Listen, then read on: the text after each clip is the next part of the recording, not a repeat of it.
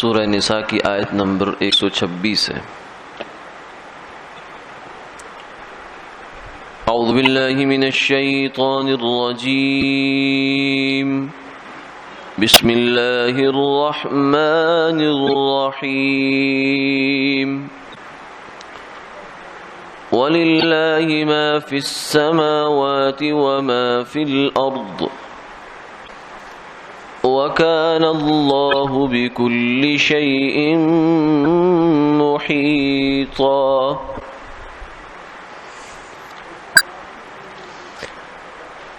اور اللہ ہی کا ہے جو کچھ آسمانوں میں ہے اور جو کچھ زمین میں ہے،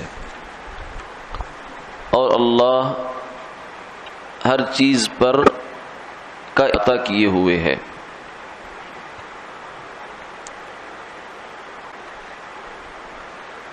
اس آیت مبارکہ میں دو چیزوں کا تذکرہ ہوا ہے، ایک یہ کہ زمین اور آسمان، یعنی یہ لفظ بول کر پوری کائنات مراد لی جاتی ہے۔ زمین سے مراد جتنی بھی جگہیں ایسی ہیں کہ جہاں انسان بس رہا ہے یا کوئی اور مخلوقات بس رہی ہیں، اور آسمان میں جو ہے وہ جنت بھی ہے، ما فی السماوات والارض بول کر جنت بھی اس میں مراد ہے، فرشتے اور عرش، کرسی، لوح وغیرہ پوری کائنات، یعنی جو بھی اللہ کے سوا ہے وہ سب اس میں داخل ہے۔ فرمایا کہ للہ ما فی السماوات وما فی الارض، کہ اللہ ہی کے لیے ہے جو کچھ بھی زمین اور آسمان میں ہے۔ اللہ ہی کے لیے ہونے کا مطلب یہ ہے کہ یہ اس کائنات کا خالق اللہ ہے اور وہ مالک بھی وہی ہے۔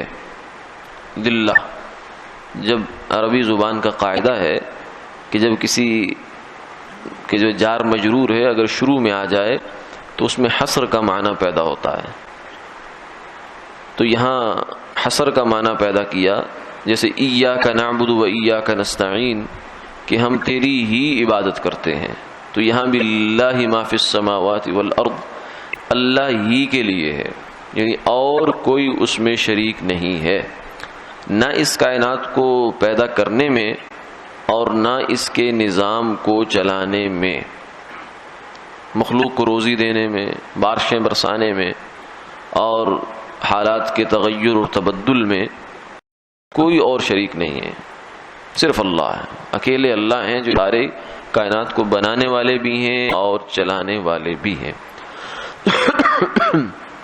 اس حقیقت کو قرآن پاک میں مختلف انداز میں بیان کیا گیا اور بار بار اس کو تذکرہ کیا گیا۔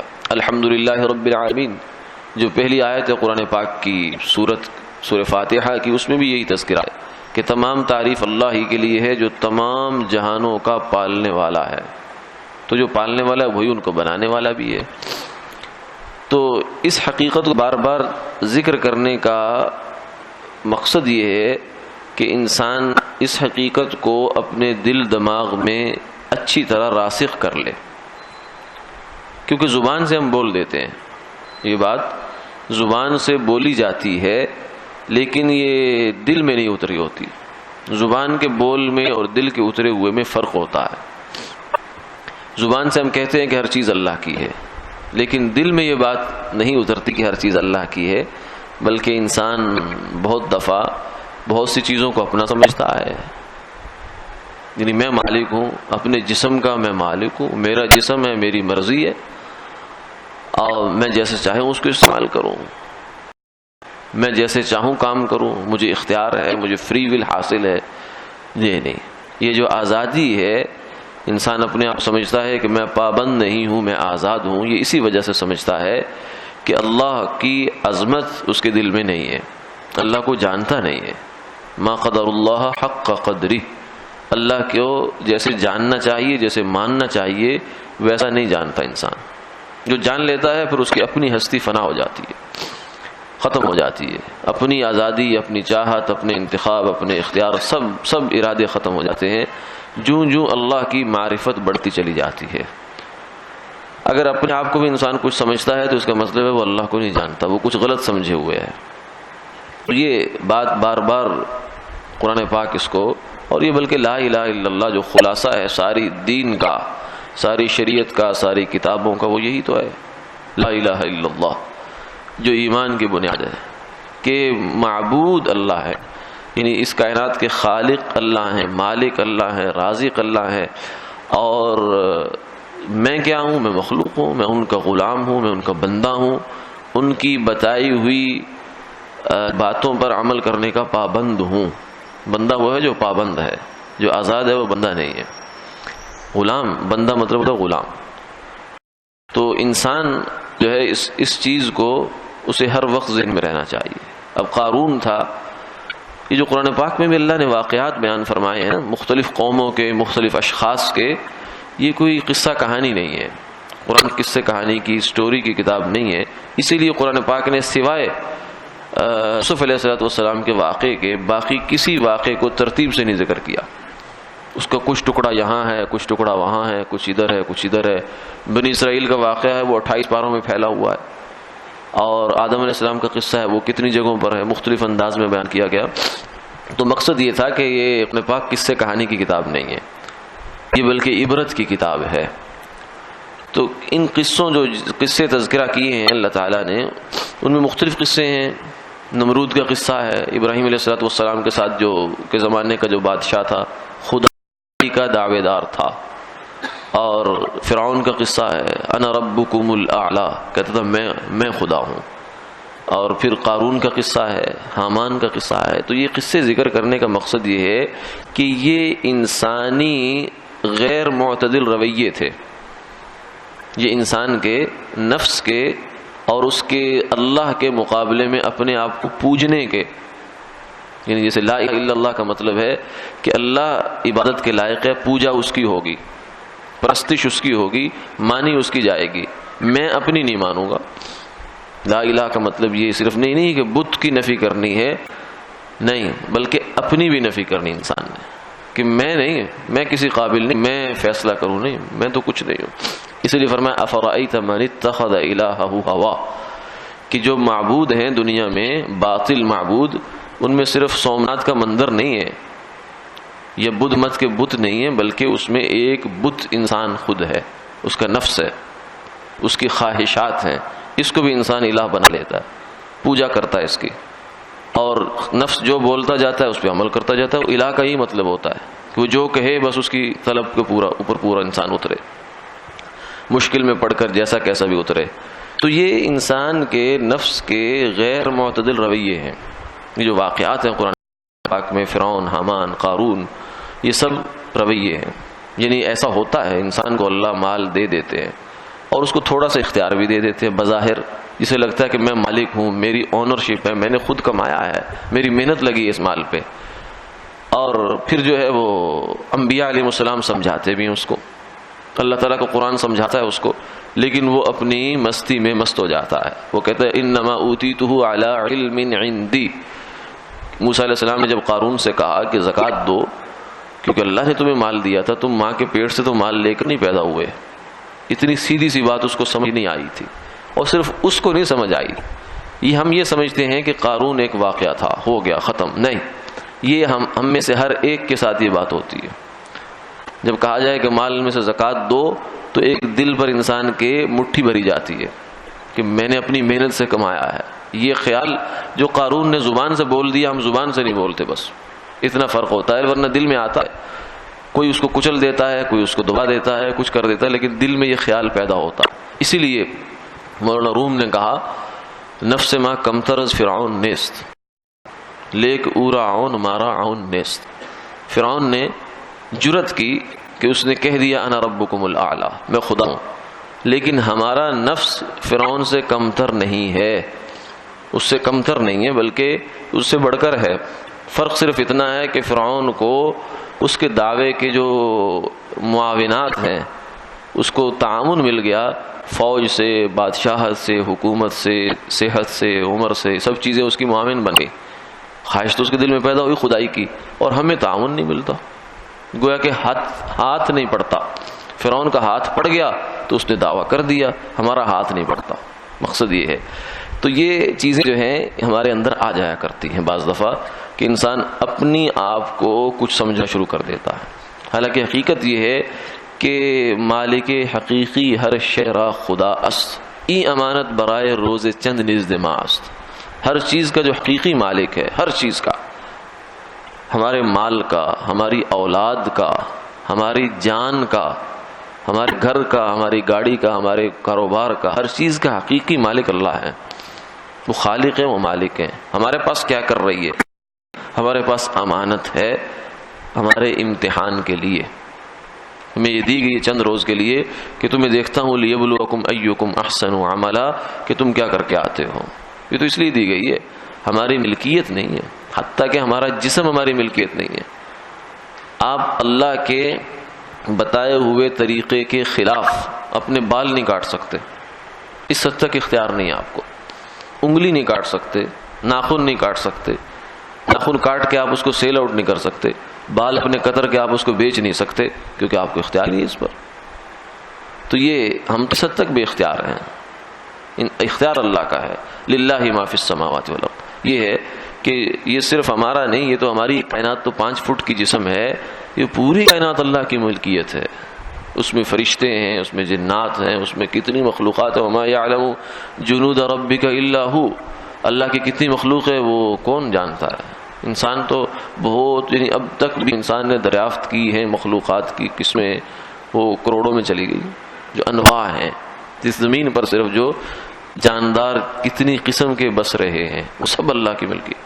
للہ ما فی السماء. زمین میں جو کچھ بھی ہے، خزانے ہیں، سونے ہیں، چاندی ہے، ہیرے ہیں، جواہرات ہیں، اور پتہ نہیں کیا کچھ ہے، وہ سب اللہ کا ہے. للہ ما فی السماوات والارض. یہ ہے حقیقت جو اس آیت کے پہلے حصے میں اللہ ارشاد فرماتا ہے. اور اس حقیقت کو بار بار انسان کو بولنا پڑتا ہے. اس لیے کہتے ہیں میں کچھ نہیں، میرا کچھ نہیں، مجھ سے کچھ نہیں ہوتا. یہ بھی ایک سبق دیا جاتا ہے. یہ بھی لا الہ کا ہی ترجمہ ہے. لا الہ کے کئی ترجمے ہیں. مطلب ترجمے سے مراد یہ ہوتا ہے کہ جس قسم کا مرض انسان کے اندر ہے اس حساب سے اس کا استعمال ہوتا ہے.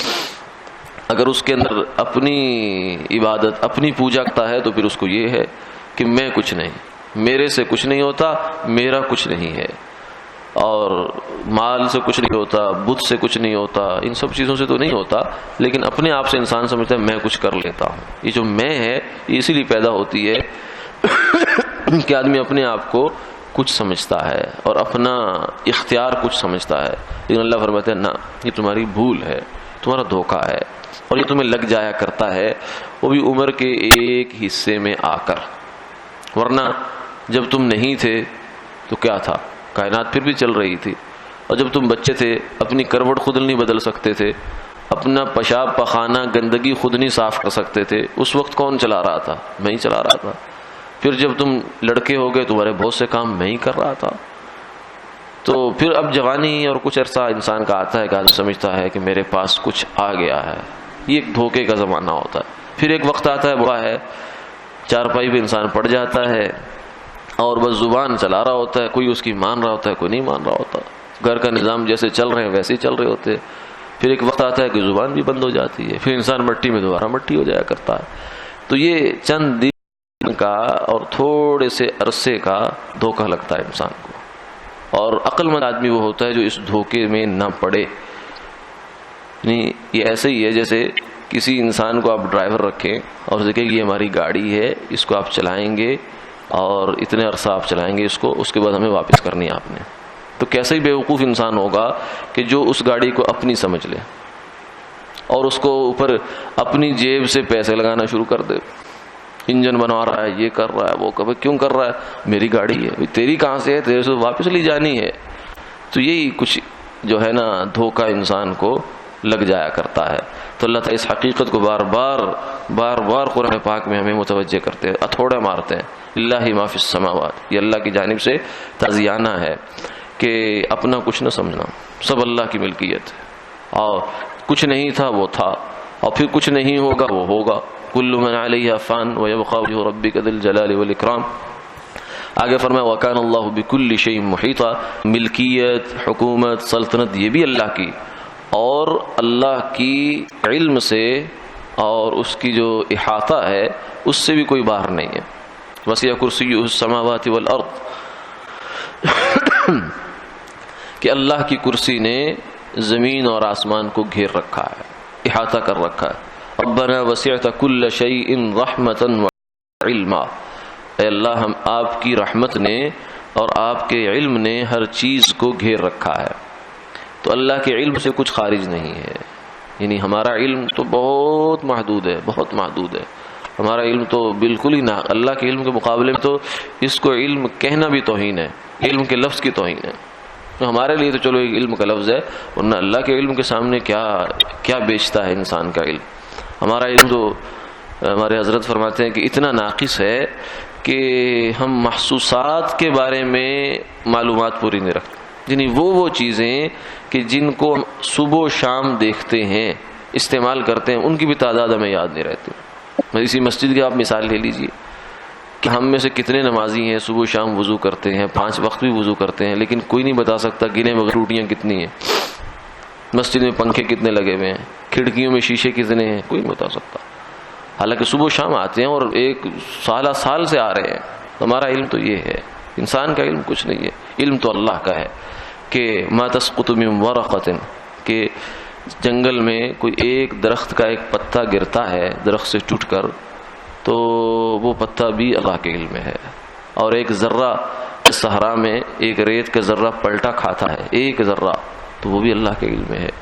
اور وہ پتا زمین پر آنے تک اس نے کتنی بار پلٹی کھائی ہے، وہ بھی اللہ کے علم میں ہے. اور وہ کہاں گرا ہے، پھر آگے اس کا کیا ہونے جا رہا ہے، پھر آگے کیا ہوگا، پھر آگے کیا ہوگا، یہ سب اللہ کے علم ہے. اس کے علم سے نہ ماضی باہر ہے، نہ مستقبل، نہ حال.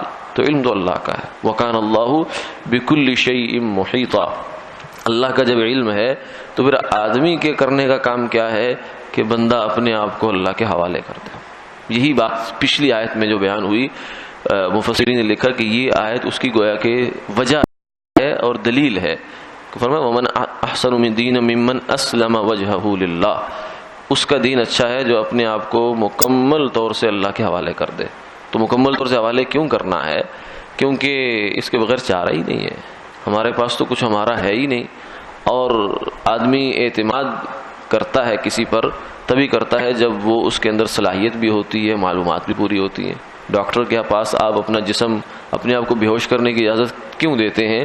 کیونکہ آپ کو پتہ ہے کہ اس کا تجربہ بھی ہے، علم بھی ہے، اور میرا خیر خواہ بھی ہے. تو آدمی بھی اپنے آپ کو اللہ کے حوالے کر دے، کیونکہ اللہ سے بڑا علم کسی کا نہیں، اور اللہ سے بڑی رحمت بھی کسی کی نہیں ہے. وآخر دعوانا الحمدللہ.